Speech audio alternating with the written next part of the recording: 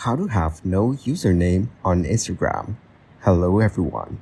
In this video, I will show you how to have no username on Instagram.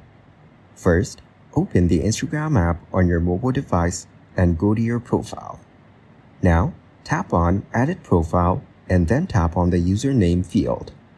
Here, replace your current username with a single character like a dot, underscore, or any symbol. Then tap on Done in the top right corner.